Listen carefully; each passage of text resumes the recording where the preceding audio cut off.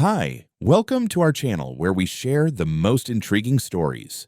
When architect Randall Madison built his dream home on the edge of Vista Hills, he thought he'd found peace. But when the HOA came knocking, claiming ownership of his pool and forging documents to prove it, he found himself in a battle that would expose a stunning web of suburban corruption.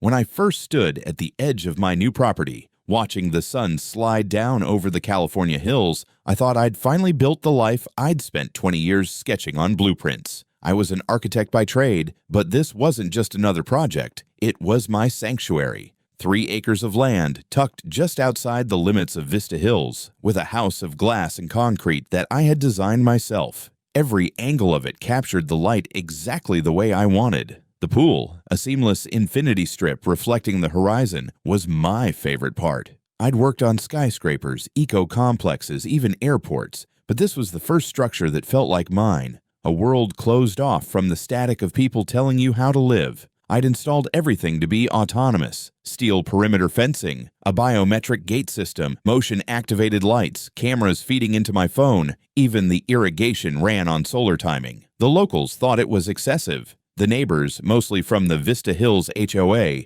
thought it was suspicious. You could almost see the discomfort on their faces when they passed by my driveway. My property stood apart both geographically and philosophically. No pastel houses, no approved mailbox design, no HOA fees. Just silence, wind, and the clean geometry of solitude. About a week after we moved in, I received an envelope in the mail slot. It looked official, the kind of paper that tries too hard to feel important. The return address read Vista Hills Homeowners Association. Inside was a letter titled in bold serif font, "Welcome to Vista Hills Community Meeting Invitation." I frowned. I hadn't joined any community. Still, I read it. It congratulated me on joining the Vista Hills family and invited me to the next HOA meeting to discuss upcoming community developments and facility access. Facility access. I chuckled. My only facility was the pool, and it sure as hell wasn't a community one. At first, I figured it was a clerical error. I drafted a short, polite email. "Dear Vista Hills HOA, thank you for your note. My residence is located outside HOA boundaries per the county property map. Please remove me from your records." I even attached my deed. Just to be clear, I didn't think much more of it. Bureaucracies make mistakes. People love to think everything belongs to them.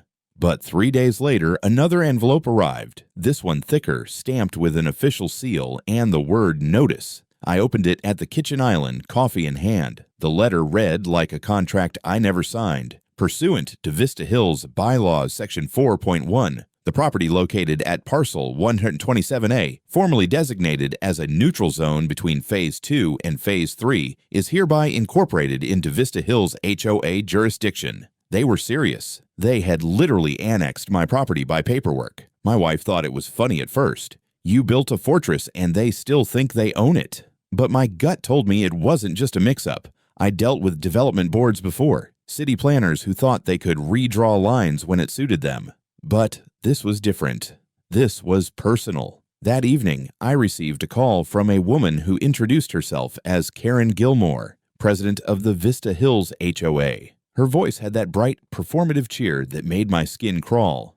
"Mr. Madison, I just wanted to welcome you to our wonderful community. We're thrilled to have you. I hope you'll bring your property into alignment with our standards soon." I tried to keep my tone neutral. "Ms. Gilmore, I think there's a misunderstanding. My property isn't within your community. It's registered as independent private land. You can check the county plat map." There was a short pause, too long for someone who believed what she was saying. "Oh, Mr. Madison," she replied, voice sugary but firm. "The plat maps have been updated. We'll go over it at the meeting. I look forward to your participation." Then she hung up before I could answer. I remember standing there with the phone still in my hand, staring out through the glass wall at the pool glinting under the dusk light. My design had been built on precision, boundaries, clean lines, geometry that made sense. Now some HOA president was trying to redraw those lines with a pen and a fake smile. I wasn't angry yet, but I could feel that first flicker, the kind of irritation that, if left alone, eventually becomes a fire. It was around 8 in the morning when I heard the intercom chime. The gate camera activated automatically, showing a clean white Lexus SUV idling just outside my driveway. A woman stood beside it, wearing oversized sunglasses, a pressed blouse that looked ironed into submission, and holding a leather-bound folder clutched tight against her chest like it contained state secrets. I didn't need the nameplate on the folder to know it was Karen Gilmore. I didn't answer through the intercom. Instead, I walked down the gravel drive, slow and steady, letting the gate's steel arms part with a hiss. As I approached, she smiled like we were long-lost colleagues meeting at a country club. "Mr. Madison," she said, extending her hand. I didn't take it. "I assume this isn't a social call." She dropped the smile just enough for the plastic to show through. "Just tying up a few details. May I?" "No," I replied, gesturing to the other side of the gate. "We'll talk here." She didn't like that, but she pressed on. "Well, I'll be brief. The HOA board voted unanimously to integrate your property as part of our Phase 3 amenity expansion plan. Nothing invasive, just access to the pool area, scheduled, of course, from 8 to 8, with safety monitors provided by the HOA. I stared at her. "You want access to my pool?" Karen nodded, as if I'd just confirmed a generous gift. "We'll need the gate codes and a copy of the remote key fob for HOA staff and verified residents. We've already printed signage. There's a lovely new name we came up with, Vista Hills Pool Pavilion. Sounds elegant, don't you think?" I laughed. I couldn't help it. "Let me be crystal clear. That pool is on my private land. I designed it. I built it. I paid for every inch of it. No one from your neighborhood is getting in." Karen's smile froze, and her voice took on that silky, dangerous tone some people use right before filing a complaint. "Mr. Madison, the bylaws are very specific. All community amenities, especially those that are recreational in nature, fall under the jurisdiction of the HOA if they benefit the neighborhood." "I'm not part of your neighborhood." Her eyes narrowed behind the lenses. "That's a matter of ongoing review. You'll be receiving a compliance packet shortly. I suggest you read it carefully." And then she turned, walked back to her SUV, and drove off with the slow, smug precision of someone who thought they'd already won. The compliance packet arrived the next day. Thick envelope, certified mail. Inside, a formal request for facility access and community integration. They'd laid it out like a legal agreement. 3 demands stood out in bold print. Transfer of primary and backup gate codes within 72 hours. Installation of a side access pedestrian gate to be managed and serviced by Vista Hills HOA. A $5,000 penalty per month for non-compliance with HOA community benefit obligations. There were maps, annotated diagrams, a fictional clause that referenced implied servitude of adjacent recreational infrastructure, which, to anyone who didn't know better, might actually sound legitimate. I scanned it all, then dropped it onto the counter like it was a menu for a restaurant I'd never visit. I responded the only way I knew how, with a cease and desist notice, drafted by my attorney, rejecting their claim entirely and including attached county records that proved my land fell outside HOA jurisdiction. I even threw in a notarized boundary survey for good measure. 2 days passed. Then came the final notice before enforcement. It looked identical to the last letter, but now carried an added tone of menace. Phrases like forced integration, operational compliance review, and the kicker, failure to adhere will result in HOA administrative escalation under Section 712. I poured myself a drink, went out to the pool deck, and watched the sun lower itself over the ridge. The water rippled in the light breeze, reflecting the minimalist lines of the concrete pavilion and glass facade. Everything here had been designed to keep the world out. Now the world was trying to break in with bylaws. The work crew showed up at 10:15 on a Wednesday morning. 4 men in neon vests, hauling toolboxes and a spool of chain-link fencing, parked their unmarked truck right outside my gate and began unloading like they were there on county business. One of them had a clipboard. That's how you know they mean trouble. I watched it all unfold from my office upstairs, sipping coffee and feeling a pressure start to build at the base of my skull. By the time I made it down the drive, they were already inside. The side fence, the one facing the slope down toward the Vista Hills cul-de-sac, had been opened. I hadn't installed a gate there, obviously, but the bolts on that panel had been unscrewed and the section was leaned outward like a flap, just wide enough for 2 men to be dragging post-hole augers through. "Hey!" I called, loud and sharp. "What the hell do you think you're doing?" The man with the clipboard turned like I was the one trespassing. "You must be Mr. Madison. We're with Vista Hills Infrastructure Services. Just here to install a pedestrian access gate." I stared at him. "You're breaking onto private land with tools and a clipboard. That's not installing access. That's trespassing with accessories." He smiled like a man paid by the hour and immune to sarcasm. "We have authorization." "From who?" "Vista Hills HOA." I looked down at his paperwork. It was a printed form, half legible, with a rubber stamp and a signature I didn't recognize. "This is meaningless," I said, holding it up. "This isn't a permit. It's barely a flyer." One of the other workers muttered, "They told us this was pre-approved." Another asked, "Should we keep going?" The foreman hesitated. I pulled out my phone and called the police. I didn't shout. I didn't threaten. I just reported a criminal trespass in progress with attempted modification of private property. Then I stood there, arms folded, while they debated whether to keep drilling. The officer who showed up was, of course, Daryl Davis, the same county deputy I'd seen on neighborhood flyers posing next to HOA pancake breakfasts. I'd met him once when I was doing construction on the house. Seemed nice. Now he stepped out of the cruiser with his sunglasses already on, hand resting lightly on his belt, like the mere presence of a property line dispute required tactical gear. He looked at the crew, then at me. "Morning, Mr. Madison," he said. "Deputy. Got a call about trespassing." "Yep." I gestured. "There's the fence. There's the hole in it. There's the men I didn't hire." He turned to the clipboard guy. "You got authorization for this?" The man repeated the same HOA line, held out the paper. Davis looked it over with the same expression you'd use reading a child's drawing of a subpoena. "Well, this looks unofficial," he said.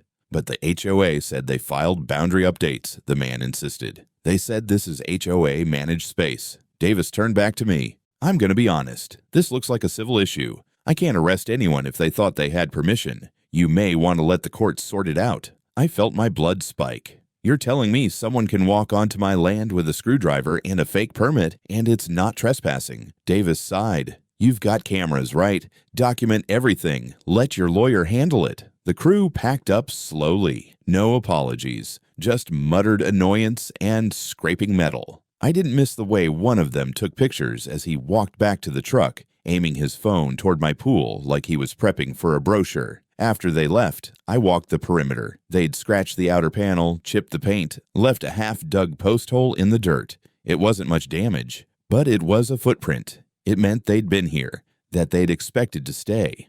That night, I added more cameras, 2 facing the fence line, 1 near the rear slope. Motion-activated floodlights. I reviewed my land survey again, then emailed it to my attorney. I even drove down to the county zoning office to check the parcel maps myself. That's when I found the first red flag. The digital zoning database had been amended 3 weeks ago. In the overlay for Vista Hills Phase 3, my parcel 127A, was now shown with a thin dotted line labeled Recreational Integration Boundary. A click opened a note, subject to community access evaluation per Resolution 9B. There was no such resolution on record. When I asked the clerk to show me the request history, she squinted at the screen and said, "Huh.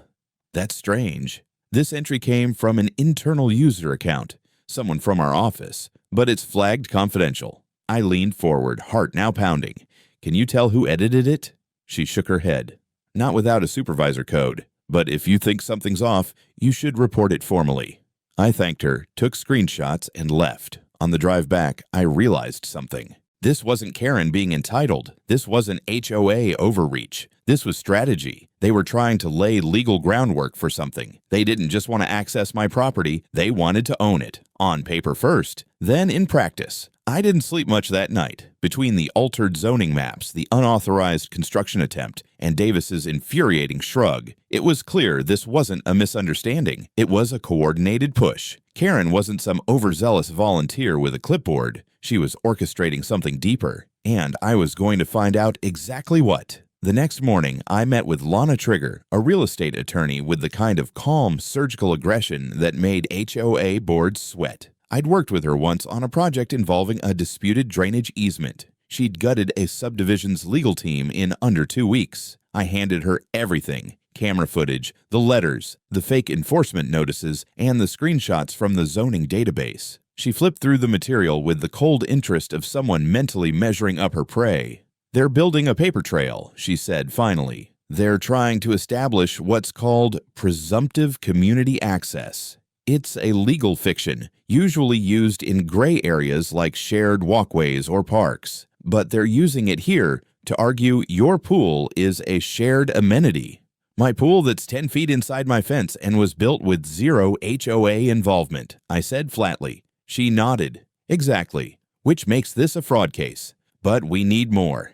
That's when I brought in Thomas Bachman, a geodetic engineer who'd previously worked with me during the permitting of my house. If something had been forged in the survey system, he'd find it. 3 days later, we had our answer. Someone had submitted a document to the county recorder's office titled Community Integration Addendum. It wasn't just fraudulent, it was cleverly constructed to mimic a standard land adjustment request. The kicker, it included what was supposed to be my signature, a shaky, obviously scanned scribble pasted onto the last page. Whoever did it had even included a fake notary seal. Bachman held the printed copy up in disbelief. "This is criminal. You didn't sign this, right?"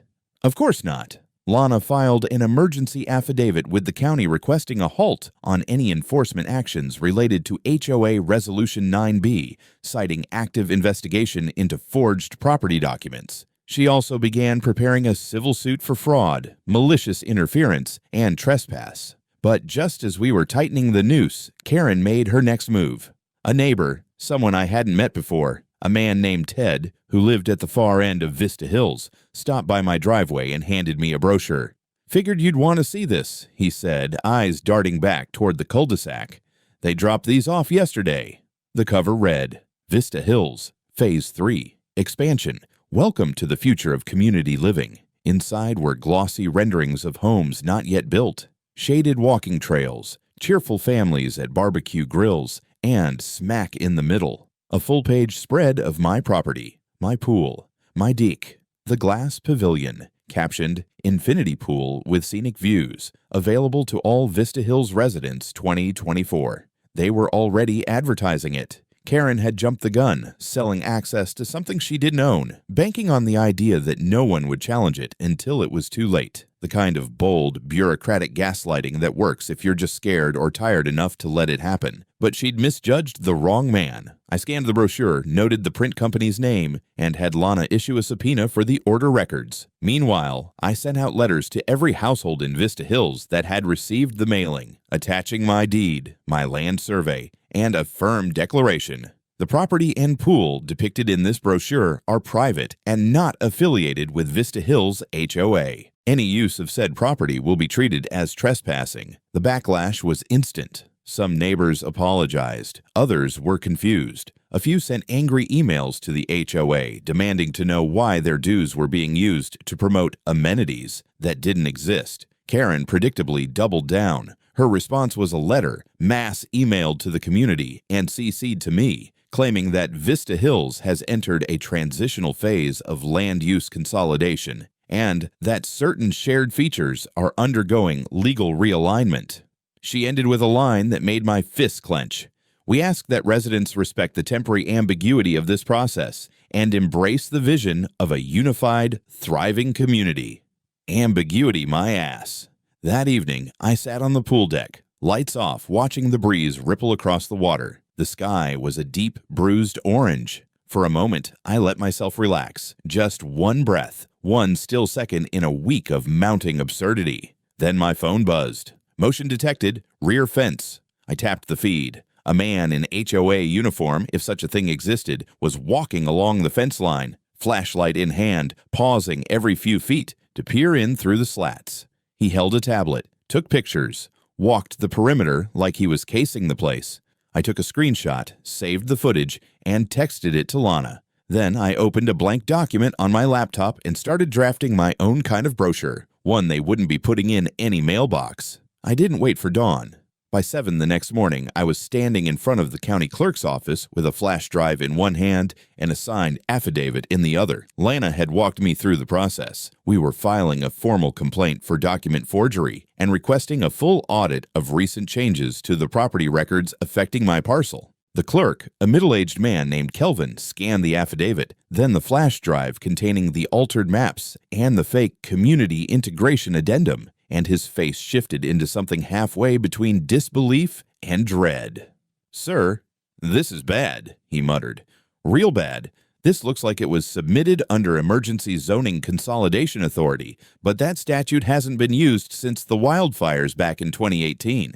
He tapped on his keyboard, scanning internal notes. Submission was flagged as fast-tracked. No review chain. Looks like someone overwrote it manually. "Who?" I asked. Kelvin squinted. "The user ID is redacted here, but if I had to guess, this came from someone internal." I left with copies of every form, timestamp, and metadata tag Kelvin could legally provide, and Lana was already coordinating with a forensic document analyst to trace the digital signature. We were assembling a chain of evidence, but I knew this wasn't over. Karen wasn't done yet. That same afternoon, while I was installing an extra layer of perimeter motion sensors and checking the bolt locks on the pool pavilion, I got a text from a neighbor named Cliff. He wasn't someone I knew well. Older guy, ex-contractor, lived near the edge of Vista Hills. The message was short and cryptic. "Heads up. Weekend. Big party. Your place." I called him immediately.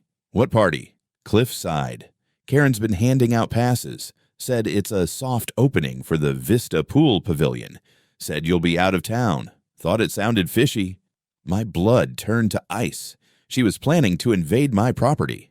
I didn't say a word to my wife. No reason to panic the kids yet. Instead, I called up two friends, Benji and Malik, both ex-military logistics guys I'd worked with on urban development projects. I asked them to help me rig up a passive surveillance system that wouldn't be obvious. Pinhole cameras in the patio beams, a backup solar power supply, even a small drone hidden in the rafters. It wasn't paranoia, it was insurance. Saturday came. We loaded up the SUV and drove to Monterey for a weekend with family. I pretended everything was normal. I drank beer, grilled steaks, smiled for photos, while checking my phone every 15 minutes for alerts. At exactly 2:17 p.m. on Saturday, the first motion trigger went off. By 2:45, the main gate was wide open. I watched live through a secondary feed as a man in a reflective vest, clearly not from the county, plugged a device into my keypad, then pulled the gate aside manually. He was followed by two women with fold-out chairs, a cooler on wheels, and two screaming toddlers.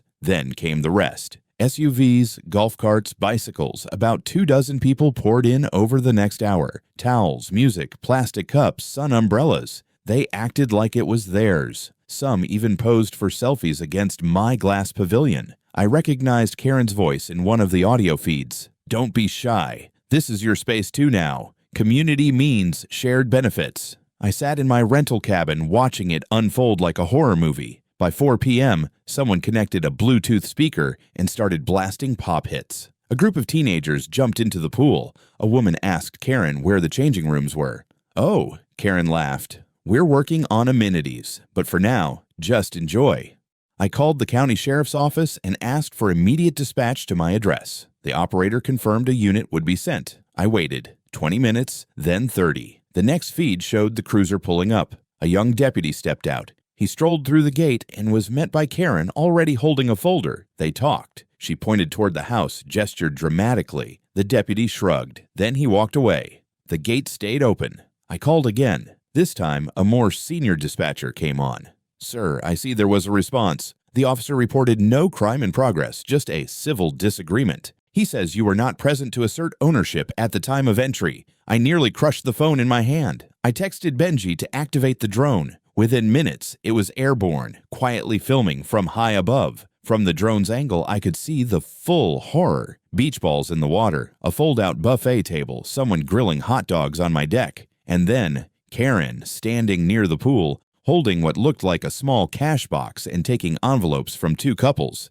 She was charging admission. When I returned Sunday evening, the place looked like the aftermath of a frat party. Wet footprints on the tiles, an empty bag of chips wedged in the filter, one of the chaise lounges broken. And worst of all, my drone, which had been docked on a charging pad by the pool, was gone. I checked the security feed. At 6:52 p.m., Saturday, a man in swim trunks had glanced around, unplugged the drone, tucked it under a towel, and walked off with it. That night, I didn't sleep. I cataloged every clip, Every file I labeled, backed up, encrypted. Then I wrote a statement of damages and emailed it to Lana with the subject line, "Time to go nuclear." I met Lana outside the courthouse on Monday morning. She was already holding a thick binder under one arm and a coffee in the other. The moment she saw my face, she handed me the coffee and said, "This is going to be fun." We filed the civil suit at 9:08 a.m. sharp. The stack of accusations was as precise as it was damning. Criminal trespass, malicious property damage, illegal use of private facilities for commercial gain, theft, wire fraud, impersonation of a regulatory authority, and forgery of municipal records. The total estimated damages? $2.8 million. By 10 a.m., the clerk had stamped the papers, and Lana handed them off to a process server with a smirk that could melt granite. Then came the press. Lana had arranged for local news stations to be tipped off. Not all of them took the bait, but Channel 7's investigative eyewitness team did. By lunchtime, there was a camera crew filming a stand-up piece outside my home. They panned across the pool pavilion, the scratched gate, and the remains of the party debris still strewn around my yard. By early afternoon, my security footage had made the rounds online. The drone footage, the stolen electronics, the woman shouting, "Karen, I paid extra for exclusive use this Saturday." It all hit the algorithm like gasoline on an open flame. People didn't just share it, they dissected it, maimed it, and turned it into a cause. Then came the call from the sheriff's department.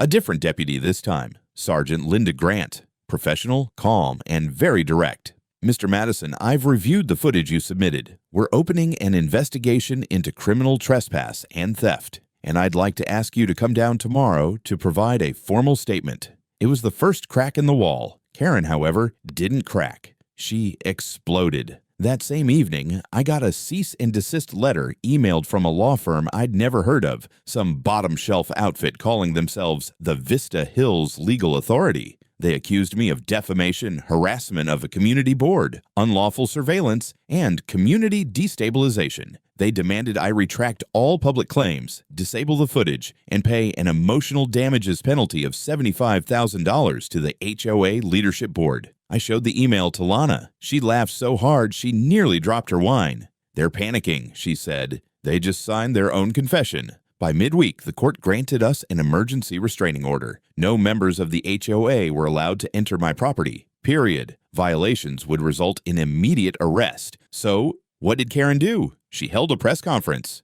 She actually stood at the entrance to Vista Hills in front of the HOA sign, flanked by two board members in matching polos, and claimed on live television that I was a squatter, that my land had been unincorporated community common ground for over a decade, that my house had been built without proper harmonization approvals. Whatever the hell that meant. She even held up a map, one of the doctored ones, and said, "This pool has always belonged to Vista Hills. We simply reclaimed what was rightfully ours."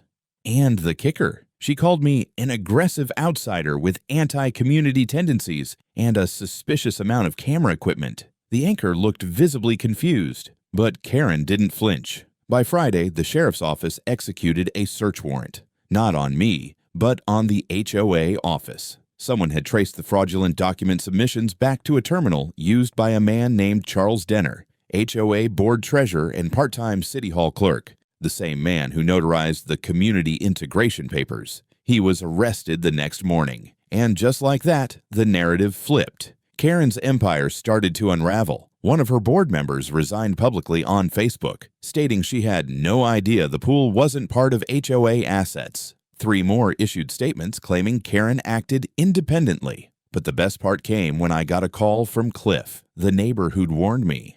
"You need to see this," he said. "Karen's office. There's a dumpster outside. They're throwing out documents."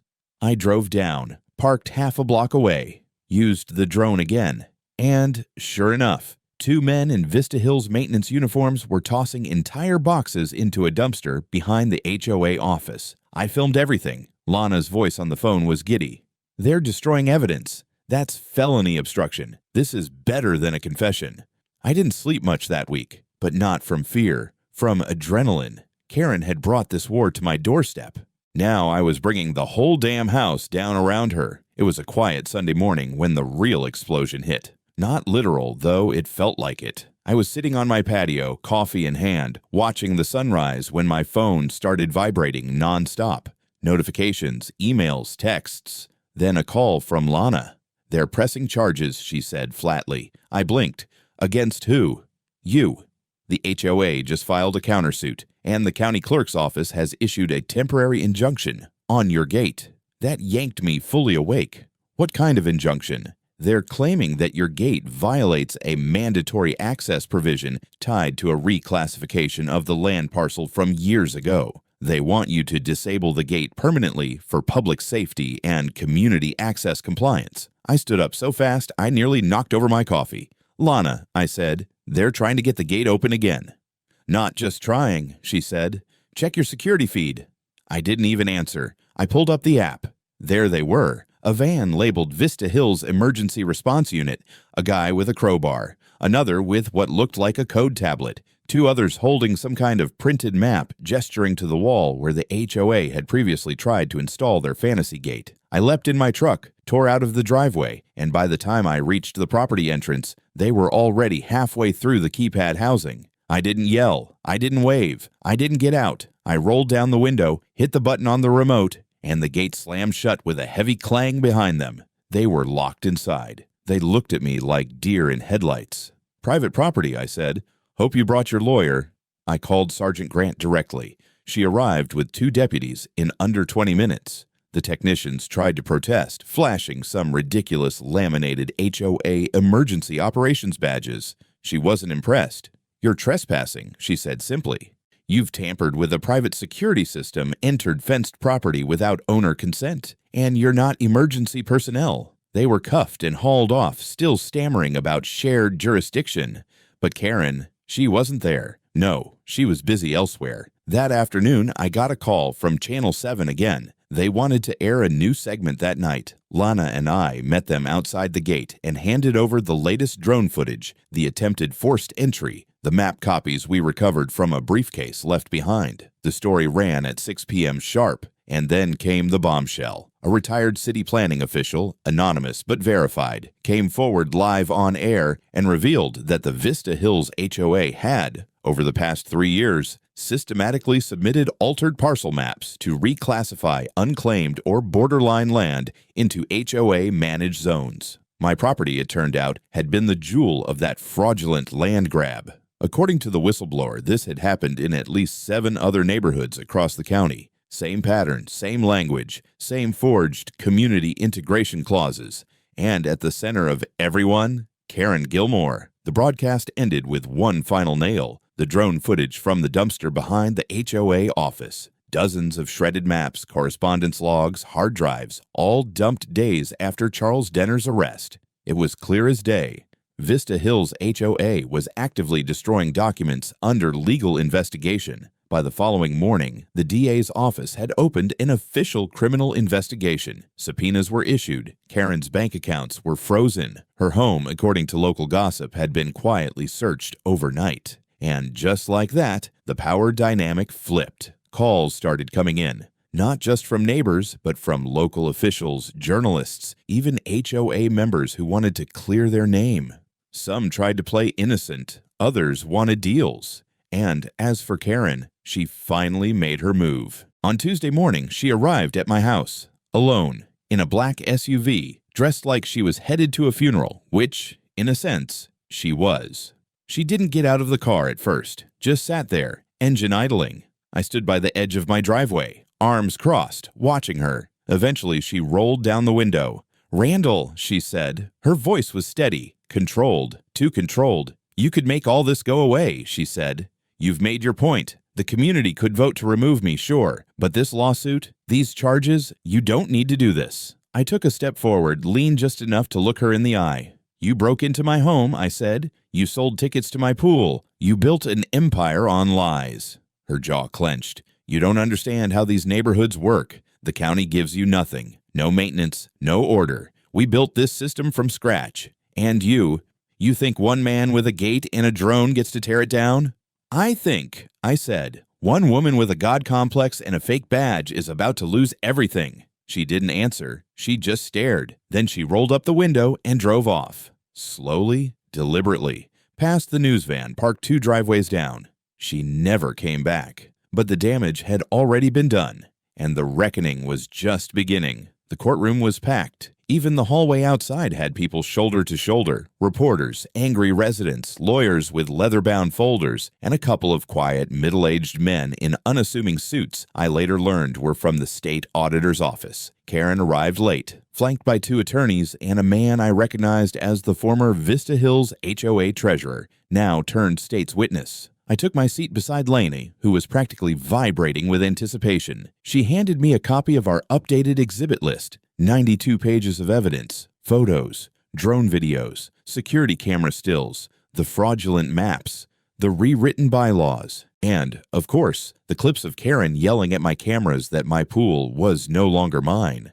The judge, a no-nonsense woman with a voice sharp enough to cut steel, opened the hearing with one sentence that set the tone. This court has no patience for property fraud under the guise of civic duty. Karen's attorneys tried to argue that the pool pavilion was ambiguously classified and therefore in dispute. Lana responded by playing footage of Karen accepting cash at the pool party and shouting that the HOA would fine him into submission. After 2 hours of evidentiary presentation, it was no longer a matter of debate. The evidence was overwhelming, damning, and presented with surgical precision. The forged signature on the county reclassification form, proven fake by a forensic document examiner. The emergency access request for my gate, denied in writing by the fire marshal 6 weeks earlier. The Vista Hills Emergency Response Unit van. A rental paid for with HOA funds labeled Community Enhancement. When it came time for Karen to speak, she declined. She stared straight ahead, stone-faced, as the judge read the formal charges: falsification of public documents, trespassing with intent to convert private property, fraudulent commercial activity, criminal conspiracy, obstruction of justice, and unlawful use of municipal authority for personal gain. Bail was denied. Karen was taken into custody that afternoon, while reporters scrambled outside to catch her being led out of the back entrance in cuffs. I didn't bother watching that part. I had something better planned.